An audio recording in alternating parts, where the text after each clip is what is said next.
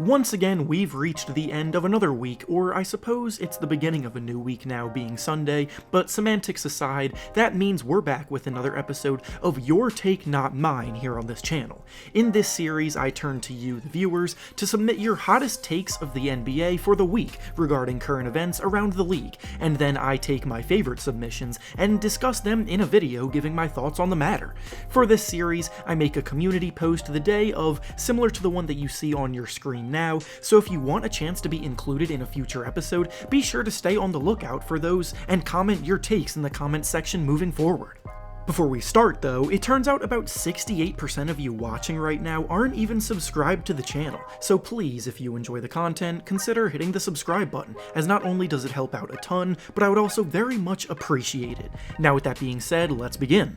The first take we'll be discussing comes to us from Osama, and he says that we're in for yet another Russell Westbrook triple-double average this season now that he's on the Wizards. So, as many of you already know, Westbrook made history a few years ago, becoming the second player in NBA history to average a triple-double for an entire season, being the first to do it, since Oscar Robertson and the first to do it in the modern era. Not only did he do it once, but he averaged one for 3 straight seasons before getting traded to the Rockets last season, where that streak ended. Having been playing alongside James Harden, who is notoriously a high-usage player, Westbrook took on a lesser role, so now that he's on a new team, I understand why people would think Westbrook could get back to his triple-double ways, but I'm not quite sure he'll have production that high this year in Washington. For one thing, he is still playing alongside Bradley Beal, who has emerged over the last couple seasons as one of the very best guards in the whole league, and will still demand the ball a ton for good reason, so it's not like Westbrook is back in total control of the offense, with the green light to do as he pleases, like he was back in his Thunder days when he was the man for them. On top of that, Westbrook is now 32 years old, and he did show signs of slowing down last year, so that elite physical advantage he has over his opponents in order to rack up those big numbers isn't quite what it once was. I definitely believe he'll have a big bounce back year that's highly productive, but I think expecting a triple-double average is a bit ambitious and unrealistic. The next take we'll be discussing comes to us from Gabriel, and he says that the Golden State Warriors will not make the playoffs this year. After a down year last season where injuries plagued all of the team's top players, this was supposed to be the season the Warriors returned to glory and got back to competing at a high level, but unfortunately their misfortune with injuries continued to strike, and Klay Thompson re-injured himself and is now expected to miss the entire season for a second straight year. Obviously, everyone is wishing Klay a speedy recovery and a successful recovery, but we simply cannot gloss over how big of a blow this is to the team and their chances to compete.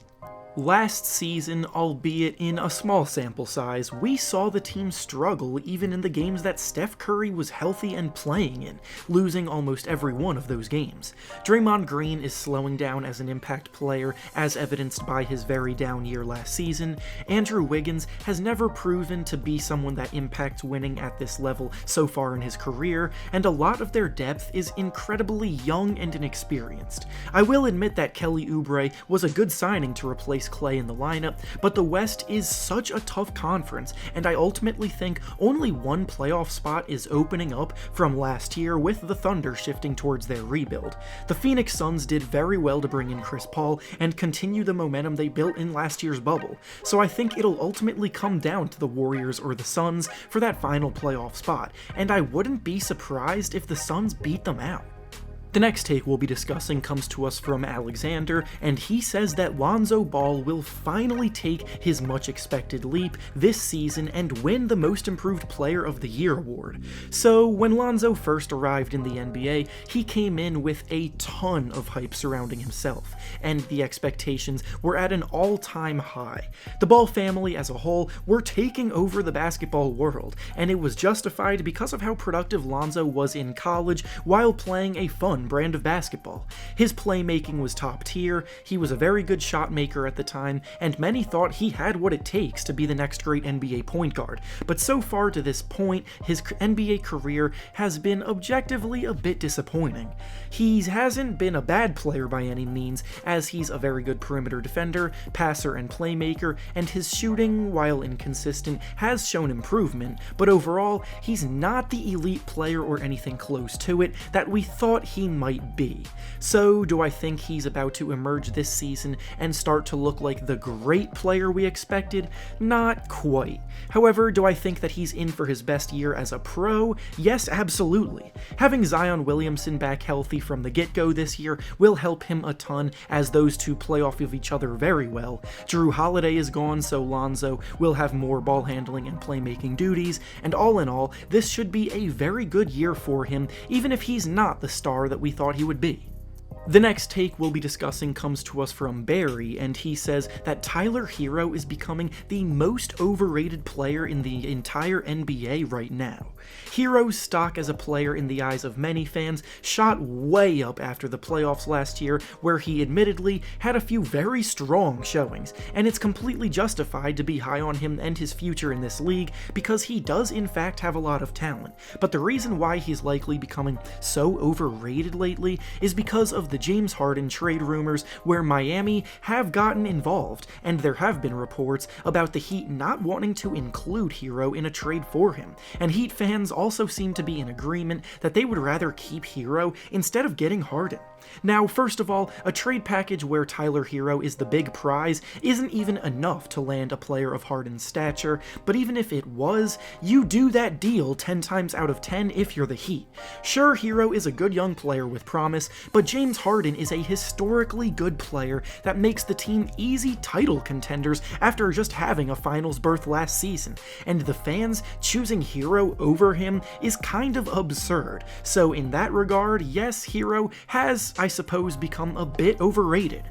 And finally, the last take we'll be discussing today comes to us from Jared, and he says that despite most people thinking the 2020 NBA draft was weak, it will go down as one of the best draft classes of all time. Yes, throughout most of the pre-draft process from this year, many were labeling it as a relatively weak draft compared to the draft classes of the past, but I think we all must admit that in the small glimpses we've seen of a lot of the rookies from this year's class, there is in fact a lot of talent. Not only have the guys at the top been showing glimpses of spectacular play like LaMelo Ball and Anthony Edwards, but guys all throughout have been impressing with their new teams in their roles. Players like Patrick Williams, Cole Anthony, Malachi Flynn, Deni Avdija, Tyrese Maxey, Emmanuel Quickley, and so many more that would just take too long to list off have been showing signs of reliable productivity, and that's more than a lot of draft classes can say. Now, will it be one of the best of all time?